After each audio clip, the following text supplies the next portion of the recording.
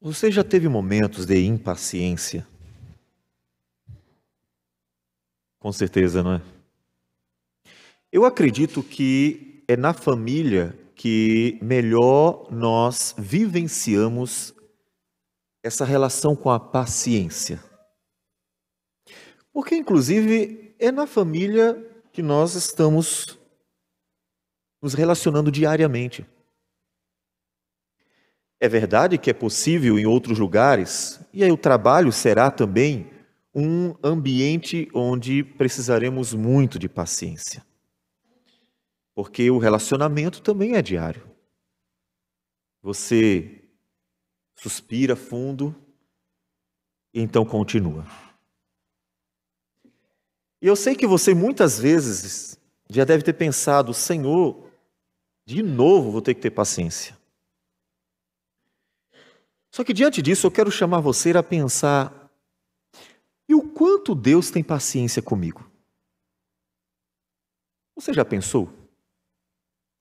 Você que se relaciona com seus filhos, ou mesmo o casal, e que precisou muitas vezes ter paciência, e eu confesso, eu tive que suspirar, e às vezes eu perco a paciência quando se diz respeito ao horário.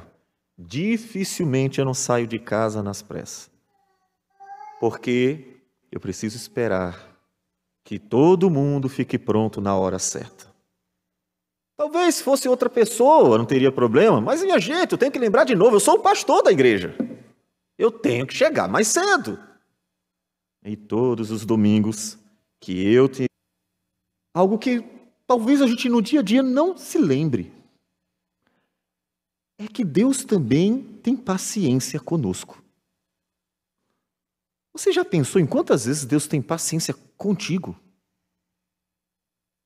Quantas vezes Deus suportou você por causa dos seus muitos defeitos? E é meditando nisso que nos ajudará a pensar o quanto devemos ter paciência uns com os outros. Vamos abrir a palavra do Senhor.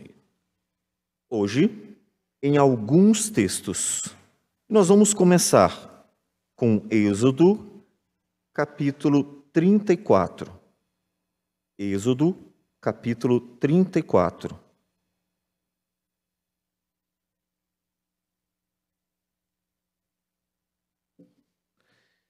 Êxodo, capítulo 34.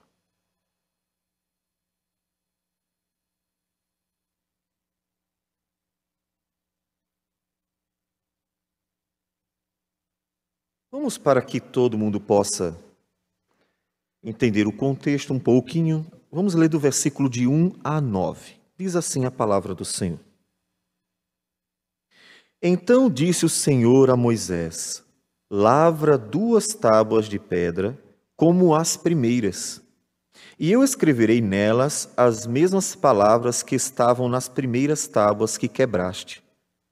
E prepara-te para amanhã, para que subas pela manhã ao monte Sinai, e ali te apresentes a mim no cimo do monte.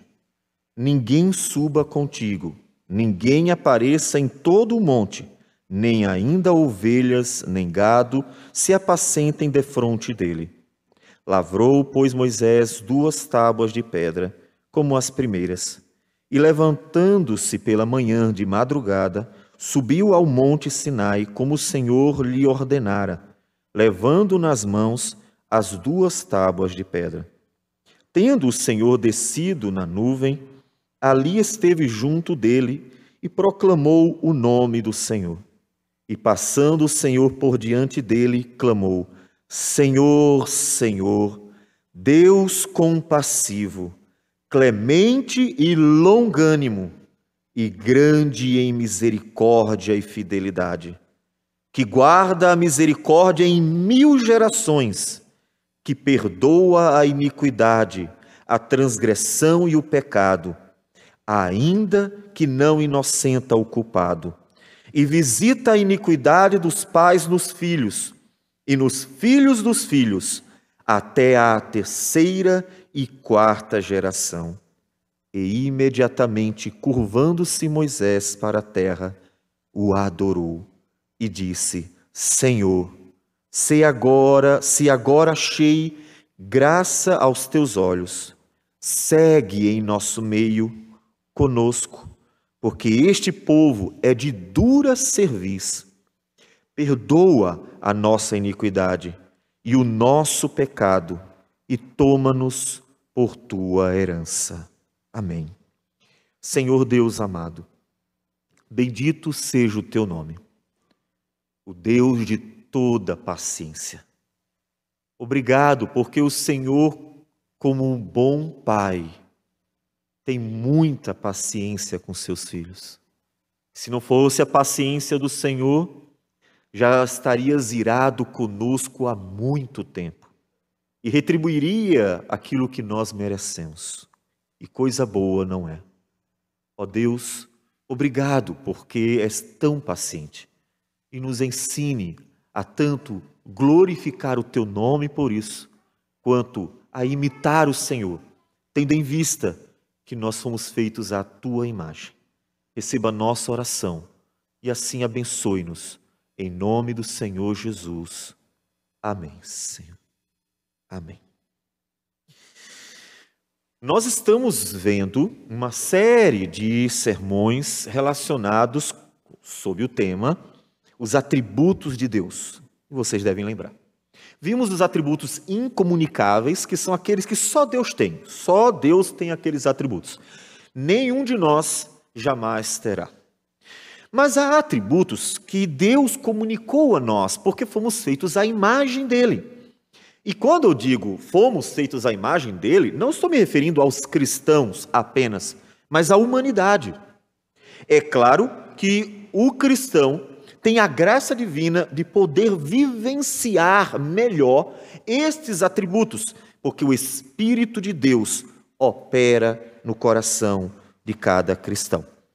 Assim, nós chegamos a um outro atributo de Deus, a longanimidade. O Deus que é muito paciente, o Deus que suporta a gente. E esse texto, ele é o primeiro de uma série de versículos que falam sobre a paciência de Deus. E nós gostaríamos de ver um pouco do contexto para que você perceba nele já a paciência. O primeiro versículo diz que Deus ordena a Moisés para lavrar 2 pedras como as primeiras. O que significa? Que, como nós vemos lá em Êxodo 19, quando o povo estava reunido para a manifestação da glória de Deus, e Moisés lavra 2 pedras, sobe ao monte, e Êxodo 20 nos conta o conteúdo das 2 tábuas da lei, das 2 pedras da lei. Elas foram a manifestação graciosa de Deus para coibir o pecado, ensinando o povo a não fazer o que é errado e ensinando o povo a fazer o que é certo. O fato de ele ter que fazer ou lavrar outras 2 pedras, é porque Moisés quebrou as 2 primeiras. Daí nós vemos 2 coisas. Primeiro, que Moisés não suportou ver o que viu. Mas o que foi que aconteceu, pastor? Simples, 40 dias e 40 noites na presença do Senhor, onde Deus revela a sua palavra. Moisés desce e o povo que acabara de ver manifestações de poder. Minha gente, eu não estou falando de um povo que não conhecia a Deus, falando de um povo que viu a manifestação do poder de Deus, de um povo que viu as pragas do Egito, como Deus mostrou que ele era o Senhor acima de todos os deuses do maior reino da época. Eu estou falando de um Deus que se revelou como um Deus que salva os que clamam, porque Israel clamou a Deus para que Deus livrasse daquele jugo da escravidão do Egito.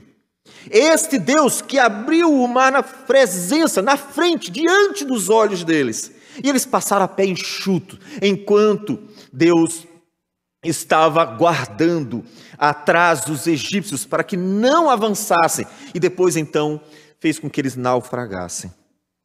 Eles viram o poder de Deus, eles viram o senhorio de Deus. Eles viram a soberania de Deus. Eles viram que o Deus que eles conheceram por meio de seus pais, Abraão, Isaque e Jacó, que lhes transmitira todo o conhecimento que tinham de Deus, este Deus realmente amava o seu povo, era poderoso para cuidar do seu povo e agora estava conduzindo para uma terra prometida. É este povo. É como você fazer para o filho uma coisa muito boa, dar um presente que você, puxa, eu vi isso aqui, sei que meu filho vai amar, minha filha vai amar, e vai lá e leva, e você abençoa, e tem aquele momento gostoso e ele se alegra. E logo em seguida, acontece que Moisés, descendo do monte, encontra o povo festejando na presença do Senhor, mas não o Senhor, festejando um ídolo que eles fizeram, um bezerro de ouro. Seria como você fazer algo que desagrada, ou como um filho fazer algo que desagrada aos seus pais, na cara dos seus pais, quando seus pais acabaram de fazer algo tão bom para eles. Moisés, ao ver o absurdo, eles trocarem tudo aquilo que eles haviam visto por uma imagem, por eles estarem ali querendo dar uma forma rudimentar e medíocre a Deus, por eles estarem impacientes, porque Moisés subiu e não desceu durante os 40 dias até que terminasse. Moisés não suporta ver. Ele quebra as tábuas. Esse povo não merece. E aí a gente vê que Moisés não suportou a paciência de um homem limitado. O interessante é que um homem que acabou de passar na presença de Deus. Você imagina o que é estar na presença de Deus? Olhe, considerando as muitas graciosas experiências que Deus nos dá. Inclusive, posso dizer que os momentos mais profundamente maravilhosos, impactantes em nossas vidas, são aqueles momentos em que nós não temos nada para atrapalhar. Aquele momento em que nós estamos num completo vazio de tudo deste mundo ao redor e que nós temos a oportunidade de estar só nós e Deus. E Moisés esteve assim. Aquele momento de uma experiência tremendamente enriquecedora para a alma humana. E ele volta e não suporta ver o mal que o povo estava fazendo a Deus. Ele não teve paciência. Ele não suportou. E é por isso que Deus manda, Moisés, faz de novo. Observe que enquanto Moisés não suportou, Deus mostra o quão paciente ele é. Moisés quebrou as tábuas que Deus mandou que ele levasse, que Deus escreveu com o seu dedo, que Deus produziu. E Deus agora diz, vai de novo, Moisés, vai de novo. É fato que Deus se aborrece com o povo também, e castigos irão ser aplicados de forma necessária para que inclusive o povo aprenda, porque não castigar o pecado é dar ao povo uma liberdade para continuar pecando. Se não há punição para o erro, então eu posso continuar errando. E Deus aplica a punição, mas a paciência de Deus se revela em outra vez se dispor a ensinar aquilo que é a sua palavra, ensinar a sua palavra para o povo. E é nesse contexto que Moisés, outra vez na presença do Senhor, proclama a glória de Deus. Versículo 6. E o proclamar da glória de Deus é, e passando o Senhor por diante dele, clamou, Senhor, Senhor Deus, compassivo, clemente e longânimo, e grande em misericórdia e fidelidade, que guarda a misericórdia em mil gerações, que perdoa a iniquidade e transgressão e o pecado, ainda que não inocenta o culpado, e visita a iniquidade dos pais nos filhos e nos filhos dos filhos até a 3ª e 4ª geração. Um Deus longânimo. A longanimidade de Deus é a razão de não termos sido destruídos ainda, não tenha dúvida. Porque na sua longanimidade, Deus exerce misericórdia. Se impaciente Deus se relacionasse conosco, se impacientemente Deus nos tratasse, você imagina o que aconteceria conosco? Primeiro, segundo, terceiro pecado. Vocês sabem quantos pecados Israel cometeu contra o seu? Vocês já contaram? E vocês viram quanto tempo durou para Deus castigar Israel realmente de uma forma muito severa? Porque Deus é muito paciente. Gênesis 15 é um texto que nos fala muito bem sobre como Deus é paciente e como também chega a um ponto de que a paciência de Deus, vamos dizer, tem um limite. Gênesis 15, versículo 16 diz assim: é Deus falando com Abraão e prometendo para Abraão a terra prometida, né? Falando sobre a terra prometida, em que os seus descendentes ocupariam. E ele diz: na quarta geração, veja, quarta geração, olha a paciência de Deus. Não seria Abraão quem chegaria lá na terra e receberia a terra apenas. A quarta geração, depois do Egito, a quarta geração tornarão para aqui, porque não se encheu ainda a medida da iniquidade dos amorreus. Sabe aquele pai, aquela mãe que chega e diz assim: olha, eu estou por aqui contigo, tá? Eu estou por aqui contigo. Já ouviu isso aí? Se está por aqui contigo, então olha, é melhor melhorar, porque o negócio está sério. Isso significa que foi suportando. É como encher um copo. Você vai enchendo aos poucos. Quando chega na borda, qualquer pingo esborra, naturalmente. Essa é a ideia. Vai enchendo. E é interessante que em Gênesis, como nós falamos, Deus diz que Ele suporta os pecados dos homens até um limite. Observe que nem está falando de povo de Deus, ele está falando dos amorreus, um povo completamente distante, numa relação com Deus, completamente distante. E ele diz que ainda não encheu a medida da iniquidade, ou seja, ainda não chegou ao limite. Ainda consigo suportar o pecado desse povo. Ainda consigo suportar. Mas até quando o Senhor vai suportar? Olha, eu vou suportar até a terceira e quarta geração, depois que vocês forem para o Egito. Vocês lembrem que eles vão para o Egito, Jacó, e lá vão se multiplicar, Israel se tornará um grande povo, e é exatamente nessa saída do Egito, a terceira, quarta geração, que ele mencionou, que eles vão voltar para Canaã, porque foi de lá que Jacó saiu, indo para o Egito, por causa da fome, no período de José. Significa que Deus suportou, sabe quantos anos? Aproximadamente 400 anos. Deus suportou 400 anos um povo completamente pagão. Deus suportou por 400 anos os amorreus e todos os seus pecados, e não são poucos, porque era um hábito do povo cananeu sacrificar filhos, como ainda acontece em algumas religiões bastante levianas, bastante, não dizer primitivas, mas não é por causa disso não, é por causa da maldade do coração do homem. Eles praticavam prostituição cultural, eles ofereciam sacrifícios aos muitos deuses, eles sacrificavam seus filhos, faziam queimá-los aos seus deuses, tal modo que chegou a influenciar um rei de Israel, o Manassés, que chegou a sacrificar um filho, queimar um filho, para oferecer a deuses pagãos. Deus suportou. Você suportaria? O quanto você é capaz de suportar?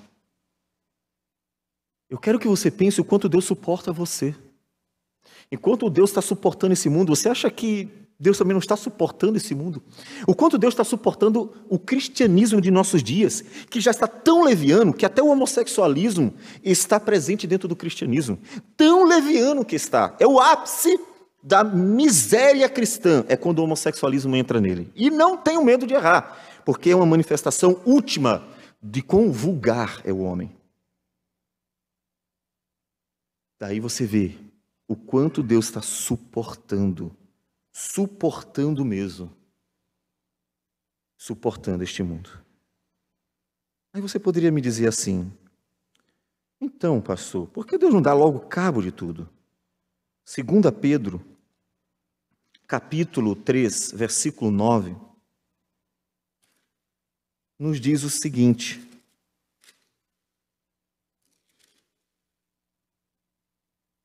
não retarda o Senhor a sua promessa, a volta de Jesus. Ele prometeu. Quando é que ele vai voltar? Algumas pessoas estavam se questionando, mas quando ele vai voltar? Imagine, se tinha gente impaciente naqueles dias, e estamos nos referindo ao primeiro século, ou seja, algumas décadas apenas após a ressurreição de Cristo. Imagina hoje, 2000 anos depois, eles não retardam o Senhor a sua promessa.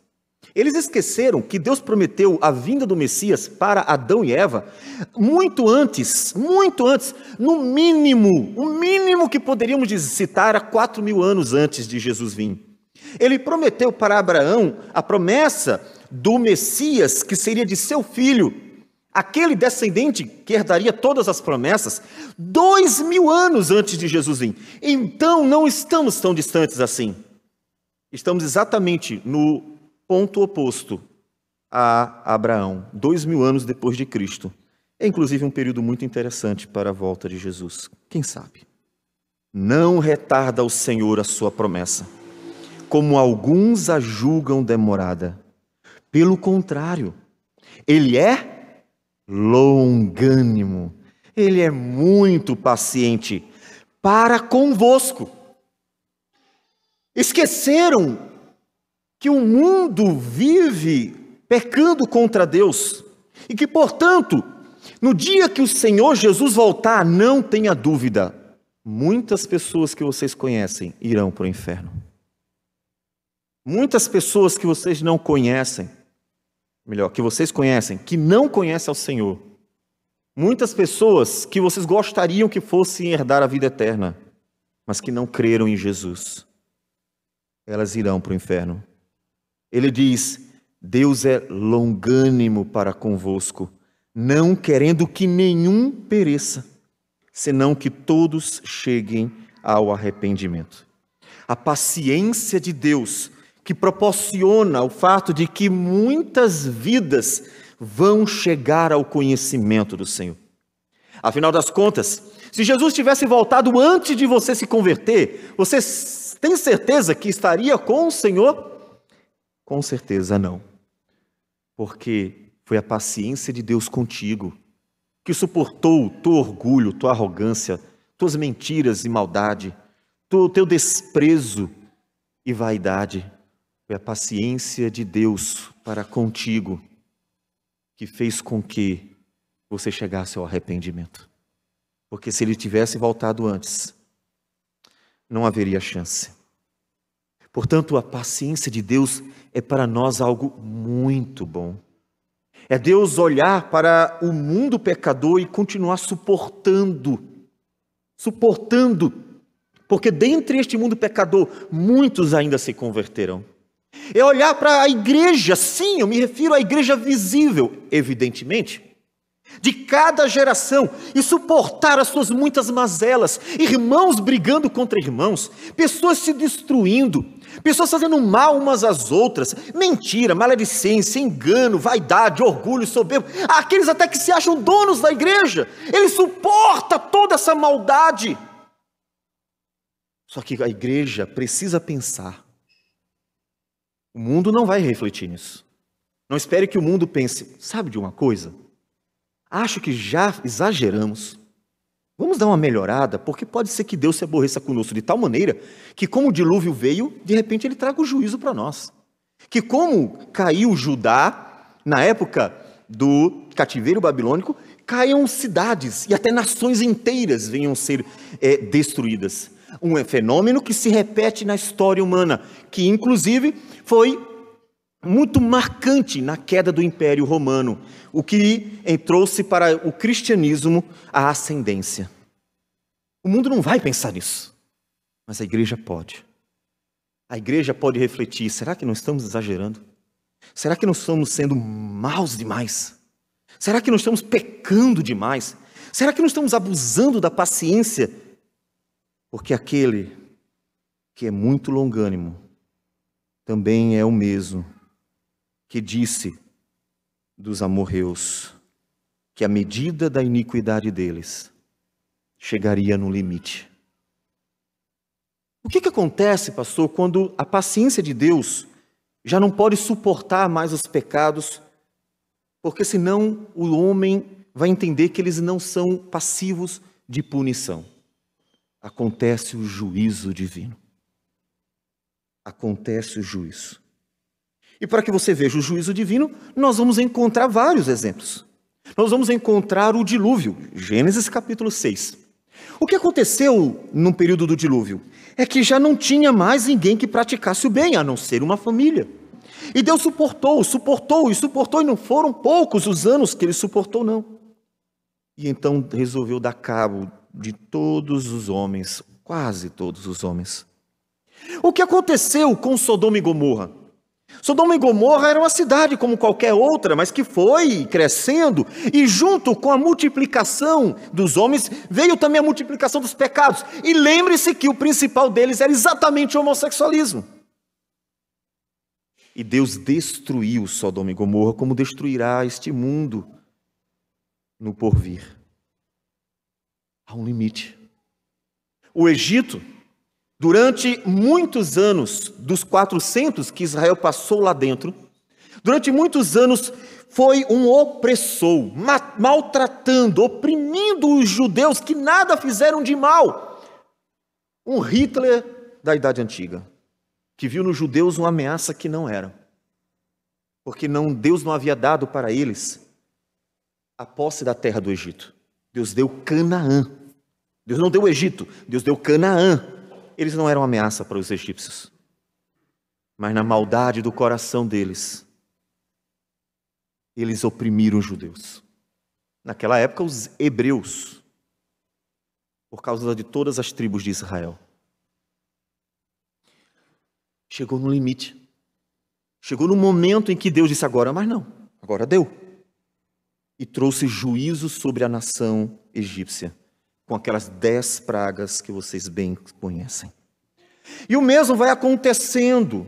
Chegou o tempo dos amorreus e todo o povo de Canaã, e Deus trouxe o juízo. E assim toda a Escritura mostra que Deus, mais longânimo que seja, não pode deixar o culpado impune, porque quando o culpado ele não recebe o devido castigo, então Deus parece estar passando a mão sobre os pecados dos homens. E ele precisa deixar claro que todo pecado é uma séria ofensa contra o santo Deus. Então nós encontramos 2 lições para nós fundamentais. É que a paciência de Deus suporta você. E nisso você deve realmente meditar e agradecer. Senhor, obrigado. Eu não devo ser fácil, não. Eu acho difícil meu filho, minha filha, esposo ou esposa, às vezes até o irmãozinho que eu mal vejo, fazer algumas coisas que me desagradam e eu perco a paciência. Imagina eu que todos os dias convivo com o Senhor. Todos os dias eu penso coisas erradas, faço coisas erradas, às vezes eu nem percebo, mas faço. E como um pai que vê o filho errar pela milionésima vez, eu já disse e vou repetir outra vez, pela 1.000ª vez, meu filho, não faz isso. A paciência do pai. Assim Deus tem revelado para conosco a sua paciência contigo. É com você que eu estou falando. A paciência de Deus suportando você e as suas muitas mazelas. Então, você tem mais uma razão para dar glórias a Deus. para agradecer a Deus. Obrigado, Senhor, eu não sou bom, e por isso a tua paciência, Senhor, tem entrado em ação todos os dias. Obrigado, Senhor. Se você quer razões para dar graças a Deus por tudo, eu te dou milhões de razões, e uma delas é a muita paciência.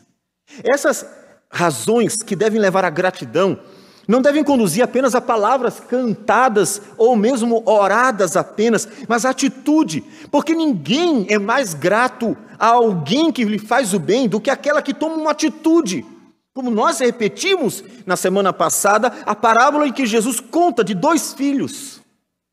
Então haja com gratidão, dedique a sua vida ao Senhor, sirva ao Senhor, glorifique ao Senhor, abençoe vidas pregando a palavra do Senhor, dê testemunho do que Deus faz na tua vida, seja grato a Deus o tempo inteiro, seja uma bênção, porque Deus tem abençoado você com a paciência dEle, suportando você todos os dias. Mas a igreja tem uma outra lição também, como nós vimos. Não abuse da paciência de Deus. Não trate Deus de forma liviana. Simplesmente, não, Deus é paciente, e deixa. E o cristianismo só piora.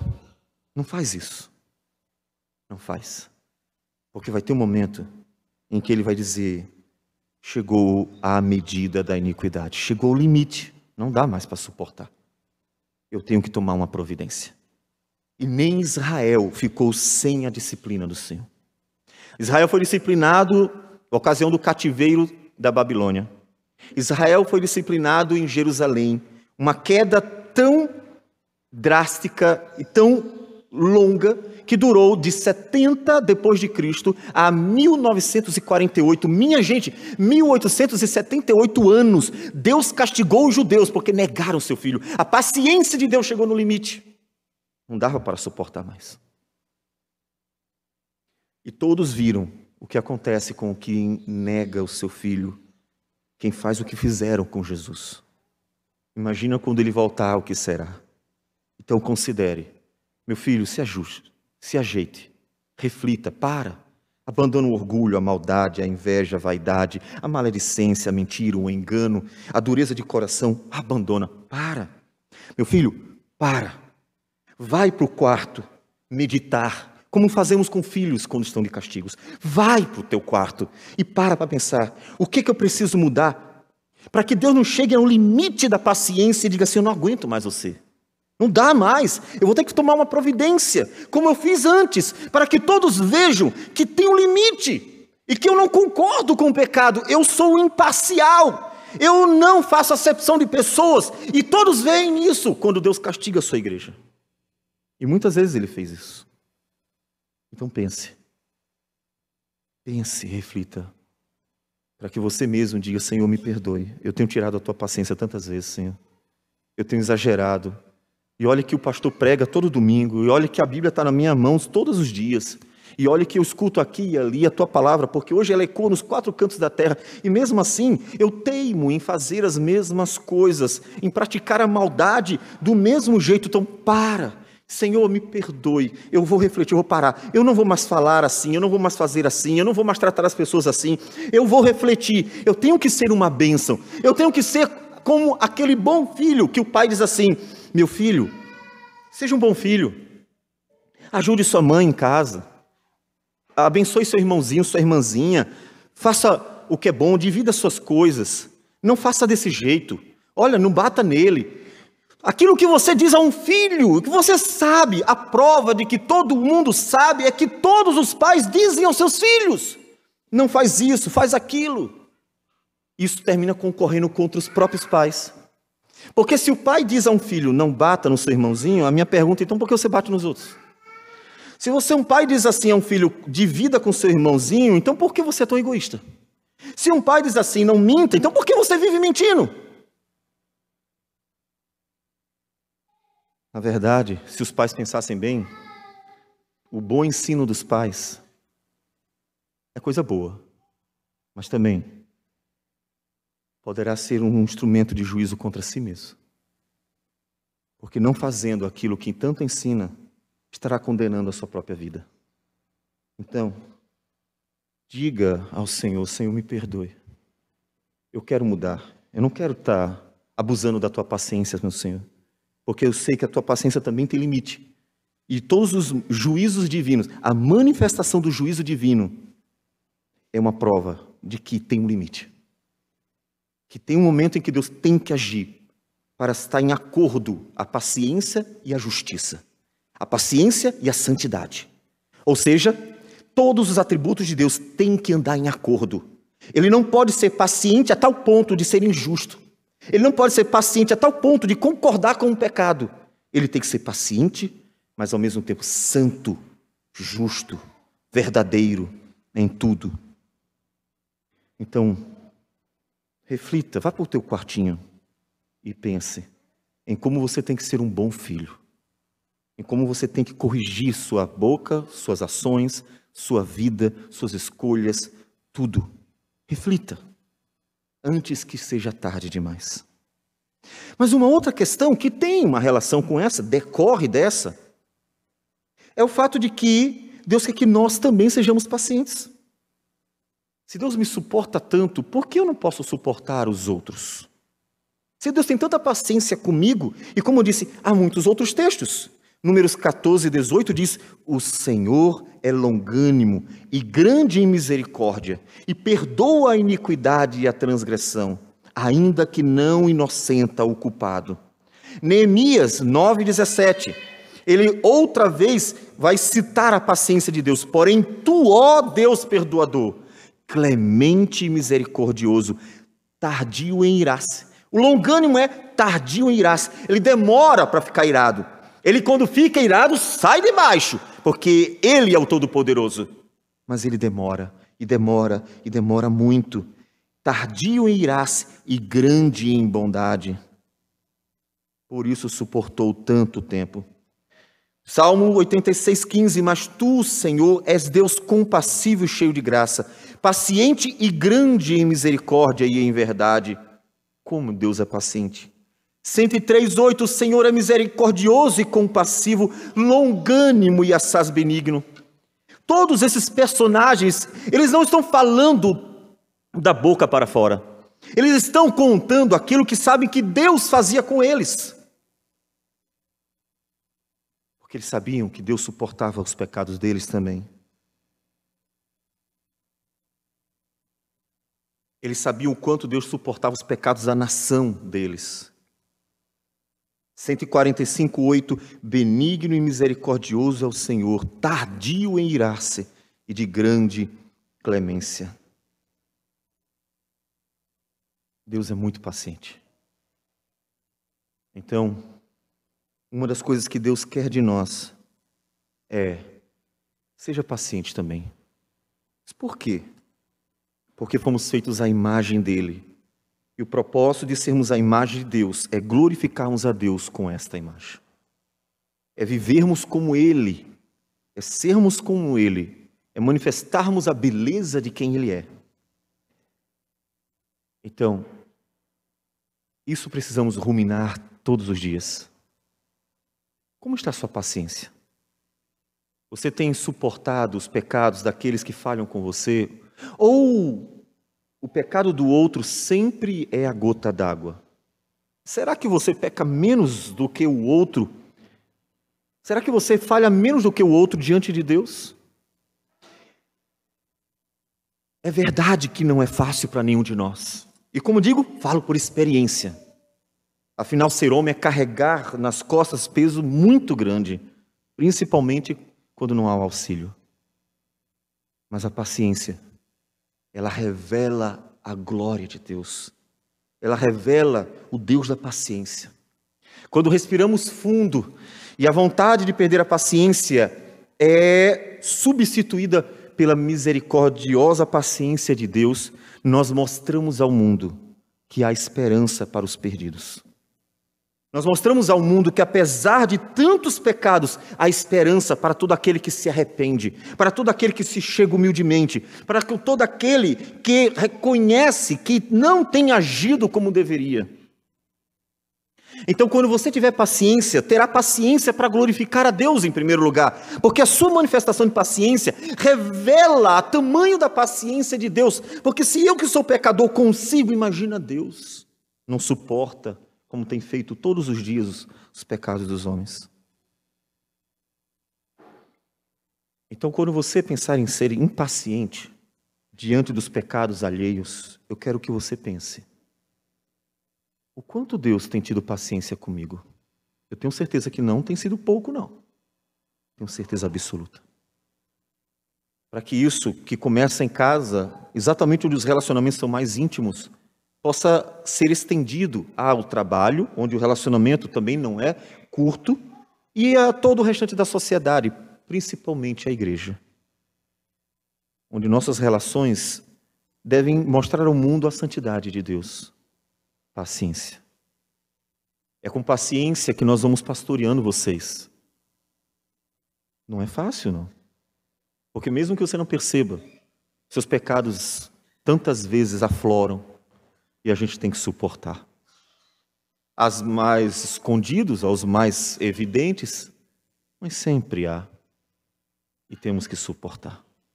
Tem aqueles que são diretamente a nós, praticamente um desaforo ao pastor. Há outros que não tem nada a ver conosco, mas nós temos que saber suportar. Caso contrário, qualquer um pastor sairia correndo daqui. Paciência. Paciência. Aprenda com Deus a paciência. Porque você encontrará em todas as suas relações humanas pessoas que vão acumular pecados. E em algum momento você se sentirá como que sem paciência. Aí lembre do Senhor. Lembre de como Deus tem suportado você até agora. Lembre de como Deus tem tratado você com paciência até agora. E então suspire. E ao suspirar, respirar fundo, melhor expressando, ao respirar fundo, continue. Siga em frente. Na esperança, inclusive, de que Deus possa mudar corações. Como disse Pedro, é a paciência de Deus que possibilita que pessoas sejam transformadas. É Ele esperar pacientemente que tem vidas que ainda serão salvas. Caso contrário, elas estariam condenadas ao inferno, porque não haverá uma segunda chance. Então respire fundo e faça bom uso da paciência de Deus. Glorifique a Deus mostrando esta paciência na sua própria vida. E se você em algum momento tiver dificuldades, meu irmão, eu chamo você a fazer o que Tiago disse acerca da sabedoria.